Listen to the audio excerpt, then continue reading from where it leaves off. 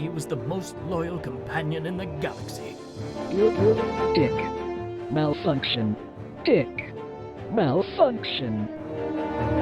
These Gravorians will pay dearly for this, my friend. The Deadly Tower of Monsters is an action comedy game released back in 2016. It was a PlayStation Plus game in its first year of release, which is how I stumbled on it. You fight off aliens, robots, and dinosaurs while climbing up the eponymous tower. The gameplay itself is pretty good, but where it really shines is in its framing device and commitment to sticking to that motif. The entire premise is that you're playing through a movie, specifically a director commentary for the DVD release of an old sci-fi B-movie. As you progress through the plot, the director, Dan Smith, will chime in about details related to shooting that specific scene, the actors that are portraying the role of the character you're controlling, or other interesting details about the supposed film. When you first start the game, before even getting to the title screen, you hear this. Hello, Dan Smith here, director. I'll be doing some audio commentary for this re-release of the movie. Wait, not yet. Sorry, sir, this is just the DVD menu. The movie hasn't started yet. So right away, you know what you're getting yourself into. You start the game as Dick Starspeed, and already the director has interesting details on the actor who is portraying the character. If you decide to break the boxes in this section, you're told that breaking the boxes wasn't even in the script. I'm often asked why Dick breaks these boxes. He actually ad-libbed it. I told Jonathan, always keep things exciting. The director's voice lines react to your decisions as you play the game, and in more ways than you might expect. Early on, you fall from the tower, and Dick announces he'll drop onto a grain silo. I wanted to see what would happen if I instead intentionally missed the silo. You land safely anyway, but the director says this. I bet you didn't notice, but Dick was actually heading nowhere near that grain silo. I went back to see if he was reacting to my actions or saying the same line regardless, but he actually says something different if you lined it up correctly. A screenwriting trick from back in the old days. This led me to try any wacky thing I could to find some funny voice lines. If you jump into the water, you'll get eaten alive, but you'll be rewarded with voice lines from Dan, describing the design of the sea monster. Always hungry, never satisfied. I don't know, you say stuff like that in interviews and your film always wins awards. If you do it enough, you learn that the film was supposed to house some scenes of Dick in the sea monster's stomach, but they cut it for the final draft. We cut all that for time. So now, Dick's transition between sea and land seems a bit abrupt. If you continue to jump in, he gets kind of bored and stops talking about it. Oh yeah, another sea monster shot. There's a joke for when the player would stand idle for a while. Have the hero do absolutely nothing from time They to even time. accounted for players spinning in In place. the final round of auditions, Jonathan did his signature spinning in place, and that made our decision a whole lot easier. I won't play all of it for you, but Dan goes on about spinning for like 3 minutes straight. The only downside of this is it kind of slows the pacing down. The voice lines from Dan Smith are so good that I wanted to hear all of them, so my mind was sometimes preoccupied with going the wrong way or intentionally doing things incorrectly just to hear what he had to say. Like after you save Dick, waiting to teleport as Scarlet causes Dan to chime in again. As soon as this current shot ends, which should be happening any second now. Ultimately, these moments were so funny to me that I didn't mind the pacing issues it presented. You could argue this puts the character and player motivations in opposition. The character, of course, wants to get to the top of the tower to defeat the bad guy, and the player wants to purposefully die to hear jokes. I would say in other games, sure, that's true, but I don't think that really matters here. The gameplay is a vehicle for comedy, not character or story development. There's also a meta approach to how it uses the commentary. The hint for shooting the energy orbs after acquiring the vertical ray gun is framed as Dan discussing the difficulties the actress had when shooting the scene. Scarlet didn't quite realize she needed to shoot those energy orbs down below. Keep in mind, Stacy was doing this on a soundstage, okay? This is just genius. A moment like this happens again when you come across a roadblock that requires a power-up you'll get later on in the game. May not find a particular tool that will allow them to destroy those rock barriers later on in the film. Not all games get to have their cake and eat it too, but Deadly Tower of Monsters does. The commentary track hints at things for players who may need it, without the worry that players who don't need them will feel patronized. Even if you don't need these prompts, you can chuckle knowing it's part of the comedy routine. They really took advantage of the framing device and left no stone unturned. Fitting with the low-budget production, the sound effects feel reminiscent of other sci-fi movies. The ray gun sounds like something you'd hear from Star Wars. There's even a Wilhelm scream when enemies fall off the tower. The voice acting of the director is great, but the real characters of the game, film, are hilariously bad. In a good way, of course. The way they say their lines is what you'd expect from a bad movie. Dick's delivery is a good example of that. What in the cosmos? It's my co-pilot's body! I'm particularly fond of the robot's voice and mannerisms. Doctor, from where did those clones originate? They also use him for plenty of dick jokes. Dick. Malfunction. Dick. Malfunction. Master Dick. Master Dick. Since it's the main character's name, they use it for a lot of subtle but not so subtle dick humor. I'm not usually one to praise this sort of thing, but I will admit that most of these made me laugh pretty hard. The spinning never felt quite as athletic as when Dick did it. I hope we have another scene coming up with him. I just can't get enough of Dick spinning. The background music is charming in its own way as well. I can't put my finger on the reason, but it suits the sci-fi feel it was going for. There's a few that are genuinely great action tracks.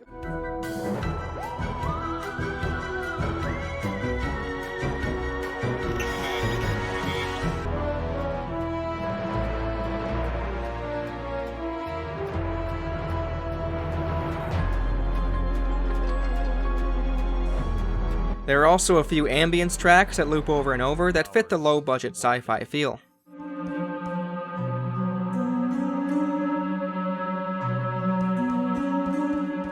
The visuals are also a treat. If any game could get away with graphical issues, it would be one framed as a low-budget film. That being said, it all looks great, actually. What pushes it over the top is its commitment to the low-budget film presentation. The dinosaurs are stop motion, which makes them look like they're at a lower frame rate than anything else. You can see the strings that the bird enemies are hanging from. At one point, Dan talks about disliking lens flares as it's happening on screen. I'm with you there, Dan. Oh wait, he actually has a few lines about lens flares. Why on earth? What's the next trend? Dead fly on the lens? There's a few one-off visual gags that I thought were really funny. Dan mentions he tried to clean the lens during a scene, which instead got it dirtier with his fingerprints, that you can actually see on the screen. This might be my favorite joke in the entire game. At one point, the film turns to black and white. Dan says they had to shoot a few scenes without color to save on money. It was planned on being used for flashbacks, but there ended up not being any, so they just threw it in right here. There's also a few filters you can choose from in the menus. The one on by default is the VHS filter. It's kind of endearing. There's a setting for the sound as well, which, when in VHS mode, makes characters sound wavy and loopy. Of course, I went through the whole production thinking it was a T-Rex because, really, who can tell the difference anyway? This effect works for the music as well.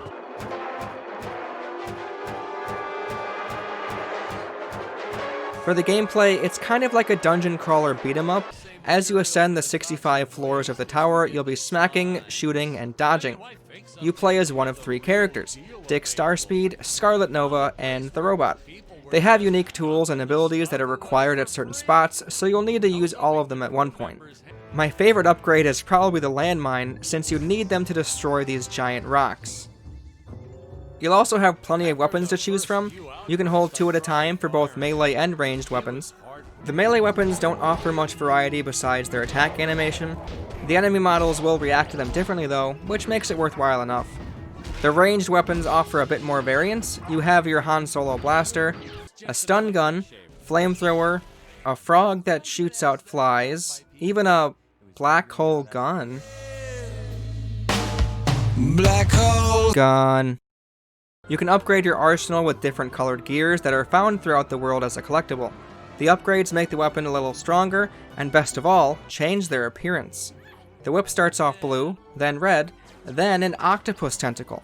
The blue lightsaber turns into a red lightsaber. Okay, they aren't all amazing. In addition to those guns, you always have your vertical blaster with you. This lets you aim down the tower to shoot enemies below you. There's even a Space Invaders-styled cue to warn you of oncoming threats. Separate from the weapon upgrades are the skill upgrades. There's nothing much of interest here. Upgrade health, ammo for your guns, recharge rate for your guns, and damage for your weapons. These are gained by doing the missions. They're challenges like shooting enough hidden targets, falling through floating rings, taking down bosses, and even landing on the ghost ship. This is something I think more games should take advantage of. All of the out-of-game achievements are the same as the in-game challenges, so when you literally jump through hoops, you do it knowing there's an in-game reason to. Even the missions stick closely to the film theme. One has you finding and smacking the 5 apes that forgot to take off their watches when filming. Incredible. I love this so much. Both the challenges and the gear placements really turn the progression into something I didn't expect. Climbing to the top of the tower sounds like it would be a very linear experience, and I suppose it still could be if you wanted it to, but if you're hunting for secrets and challenges, you'll most likely play with the vertical freedom on offer. Climbing up floor by floor meant new sights to see when looking down. It got even more exciting when you would climb up multiple floors in a row without taking a look. Maybe you'll find a target, maybe a gear you can jump to. You can reach those by using the jetpack the game offers. It's mostly a way to avoid fall damage, but you could also use it to fly around obstacles or barriers. As silly as it may sound, the tutorial for the jetpack is really great. Jump. Wait. Wait. Use booster. Survive deadly fall. Just short, sweet, with enough audio cues and visual demonstration. The air teleport system pairs with the jetpack well, aiding that vertical exploration.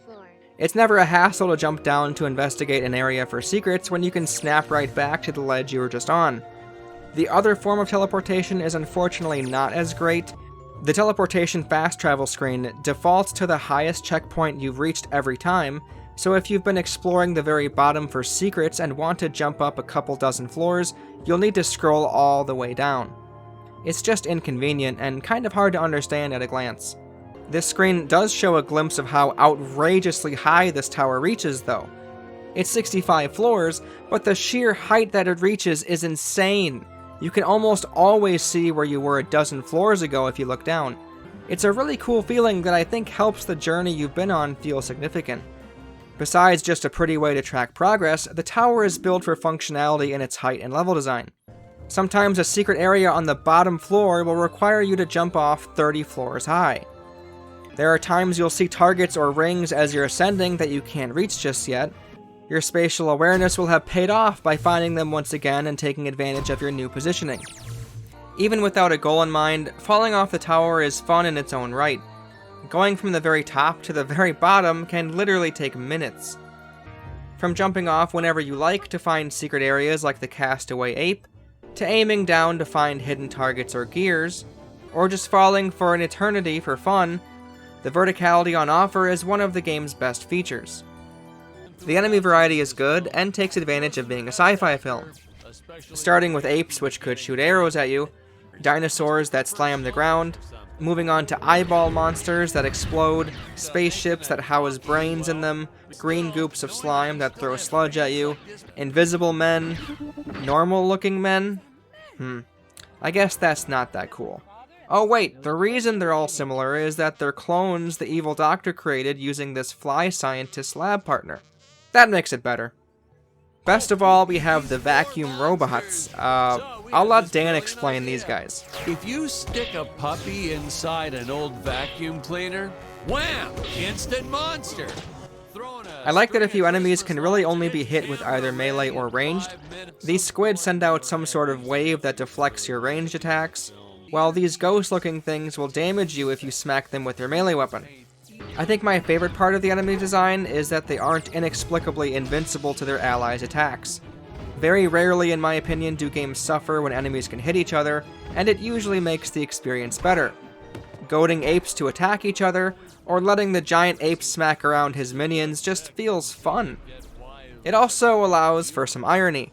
The evil doctor is supposed to be reacting in horror as you destroy his evil dinosaur eggs, But instead, I was letting his own dinosaurs do my bidding. Maybe I'm the real evil genius. The boss fights are pretty fun for what they are. Most of them have you climbing up floors to attack a giant monster. There's the giant ape, the big fire ant, the mechameleon, and the giant octopus. I especially liked the octopus fight, as you need to aim down and shoot its tentacles. I don't think any of them are very challenging, but they're a nice spectacle. In terms of difficulty, I never felt like I had to seriously contemplate how to improve to get past a section, but there is enough here to keep you honest. Besides dying on purpose by falling 10 stories high to hear some funny dialogue. Why? To throw off the press, of course. The only time I died was to this spinning fan. I guess when the robot says chance of death 100%, he wasn't kidding. Chance of death 100%. With the enemies, I came close to death a few times, which is in part due to healing pickups being few and far between. The checkpoint system could send you back a ways as well, so you might need to go through a few sections more than once if you mess up. I didn't mind it though. The game is short enough that repeating a few sections wasn't that big of a deal, and like I said, it keeps you honest. You could get away with neglecting your defensive moveset like parrying or rolling, but after a while the enemies were multiplying and taking more hits to take down, so it became necessary again. For the story, there's a main plot and a subplot. One is about 3 heroes ascending a tower, taking down an evil villain. One is about an underpaid audio engineer having to suffer through his job of getting this director commentary over with. The back and forth between Patrick the audio engineer and Dan the director as they work on the commentary track is a nice dynamic. They play off each other fairly well as the game goes on. Patrick will ask why they did something, and Dan will defend the decision, claim Patrick doesn't know what he's talking about, or blame it on someone else. As much as I like their back and forth, when it's only Patrick talking, it gets pretty bad. At one point, the director walks off to make a call, and it's just Patrick discussing the movie. He tries to be funny, but it felt like he was forcing it. Casting call, 3-foot-tall actors needed. Must be okay with exploitation and standing around in a poorly ventilated papier-mâché suit all day. The main plot of The Deadly Tower of Monsters definitely isn't trying to be good in a traditional sense, but it is entertaining nonetheless. It's going for a so bad it's good type of movie. I won't go through everything, just some things I liked. When encountering the aliens for the first time, Dick says he comes in peace, then proceeds to kill them. Probably shouldn't have had Dick draw his weapon when he was talking about peace. At one point, Dick realized that every time he kills something on this planet, their body turns into gold. A ways into the game, it's explained that the radiation of the planet is what's causing this, so it's a nice and slightly horrifying way to contextualize getting gold from defeating enemies. At one point, Dick gets grabbed by a giant ape, which highlights some of the low-budget production again. The stop motion is used for the ape like the dinosaurs, but his arm is shown to be a giant prop with a stick in it. Dick turns into a dummy when grabbed as well. Great stuff. When Dick and Scarlet meet up after the ape, they agree to work together, but the version we have skips over her big scene. Well, we just passed right by her big scene. This is also when they gloss over that the sleeping chambers are basically the character select screen. Later on, Dan even explains the reason they're included, mostly being that the actors were never on set at the same time. Really, it was just logistics. Jonathan had bowling league on Tuesdays and Thursdays, and he even explains why there's subtitles in the game in the first place. Silent film at one point, so we shot a lot of scenes up close like this, with the dialogue written out for the audience to read. There's a pretty sad moment when you get to these apes here. One is perpetually pushing a lever, and the other says once his brother collapses, he will take his place. So the apes are definitely being kept as slaves in this world. Unbelievably, the evil emperor is more evil than I could have ever imagined. That turnstile he was pushing, it turns out to just be spinning a cupcake display. I didn't expect him to be as evil as he turned out to be. That's crazy. I mean, killing living things to extract their gold was bad enough, but, like, holy crap. When we talk to the Fleahead scientist, he explains the clones and their origins. Like I said, they were clones of his lab partner, but the reason they're evil is that they lack a soul. Pretty heavy stuff. Dr. Peculiar admits that he's been siphoning most of the gold away from the Emperor and into his evil experiments, which kind of explains why there are so many wacky monsters on this planet. After you take down Dr. Peculiar, the director is surprised that the credits haven't shown up yet. I've of course discussed a lot of the game, but none of that was really worth putting up a spoiler warning. I am going to for this next part, however. If you haven't played this game and are interested, I would encourage you to play so you can experience this next part for yourself. Anyway, after you defeat the evil doctor, the director walks off since he's so confused about what he's seeing. The movie was supposed to end, but there was a part 4 that he wasn't aware of. This is where it gets kind of weird, and kind of funny, but also really weird. You meet the true native species of the planet. They understand how important our heroes are. Dick, Scarlet, and the robot are the key to finding the truth of this universe. In an attempt to convince Scarlet, they reveal an artifact, the scissors. The Gravorian uses them to cut the string that is holding the monster prop up to defeat it. Yes, they're breaking the fourth wall. You need to cut the strings off of the enemies to slay them in a few scenarios. The Gravorians then show Dick a sacred tablet filled with words that cannot be spoken. Swear words to be exact, and of course this movie wasn't rated R, so he can't say them. The final piece of the prophecy is showing Dick a mirror. When he looks through it, he's able to see the set crew and the director. They even show him the script of the movie where they find out the ending. You then fight the evil Emperor in a boss fight, but the Gravorians warn you that the script says that the Emperor can't be defeated. So you must use the mirror to escape the set to attack the director. Do it 3 times, and in the final cutscene, the 3 characters convince the director to rewrite the ending of the script so the Gravorians can live in peace. After a thumbs up from Dick, the credits roll.